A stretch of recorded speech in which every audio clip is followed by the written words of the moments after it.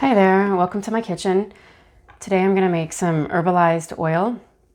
This is for a client, but I thought I would show you the process and some of the materials that I use. So if you would like to do this, I would recommend getting a scale. It's just so easy to measure out your ingredients to have it consistent. I mean, as an alternative, you could look up how many ounces or grams are in a tablespoon and you could do that method, but this is just a nice consistent way. Another thing that I have is a book where I can record my recipes and what I've done, and that way I can look back and see the measurements if I wanted to repeat the same recipe. And I did want to show you the book that I like. This is The Yoga of Herbs by David Frawley, and this is my favorite herbal book. It has Western and Ayurvedic herbs in it, but it talks about the Ayurvedic qualities of them. And I'm always reading this. I'm obsessed with this book. And so I'm going to make mainly Dajmula oil, which is, I purchased this from Banyan Botanicals. And if you're a practitioner, you can get a professional account where you get a discount. I can't remember the discount, but it's pretty good, maybe 20%. And Dajmula is known as 10 roots. So there's 10 different roots in here. And it's really good for any vata condition, constipation, insomnia, joint pain, fatigue, arthritis, so many things, and it's warming and strengthening. So I wouldn't recommend it for someone that had too much heat, such as myself. I wouldn't take this for me.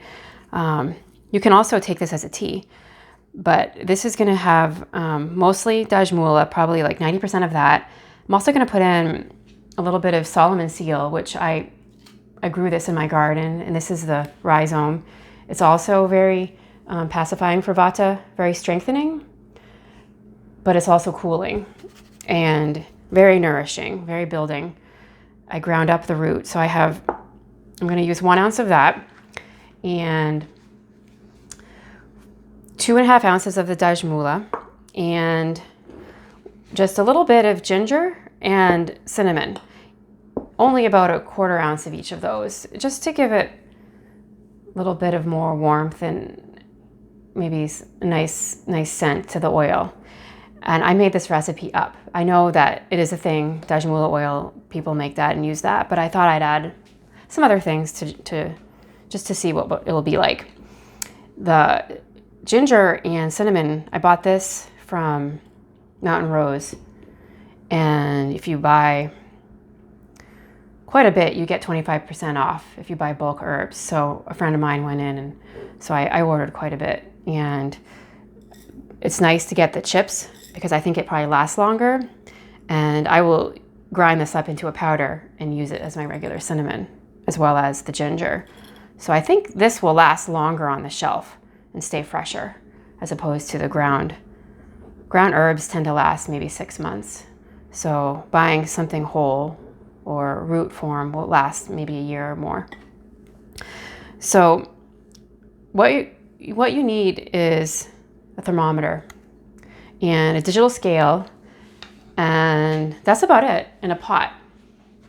So I'm going to make 2 cups of finished oil, and the ratio is you do 4 times the amount of water to start. We're going to make a decoction with all these herbs, and you just put them in the pot of water, and it's 2 ounces of oil. I'm not doing that yet. Okay, I'm going to start with 4 times the amount of water, so 8 cups of water. And the ratio for the dried herbs is 4 ounces for this measurement. And I will add the 4 ounces to this water, and I will boil that on a low boil until there is only 1/4 left. So that would be 2 cups left of decoction. So a strong tea. and then you strain all that out. So all the herbs will get strained out. Then you put the oil in, and then you're going to cook 2 cups of my sesame oil. I got this from Banyan Botanicals, and sesame oil is very nourishing for Vata, very warming. And so you would add the 2 cups of decoction to the 2 cups of oil, cook that on a medium-low heat, and the water is going to evaporate. So you want all the water to be gone. And so you have to keep an eye on it because you don't want it to burn. And this can take hours. So I'm usually in the kitchen as I'm doing this.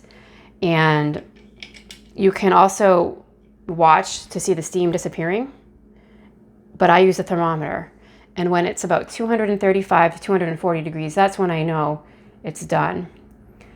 And that's it. That's how you make herbalized oil. And I'm going to be telling my client to use this as an oil massage to help with her Vata excess that she has. And it would be very warming and very nourishing. And I hope you enjoyed the video. Thanks.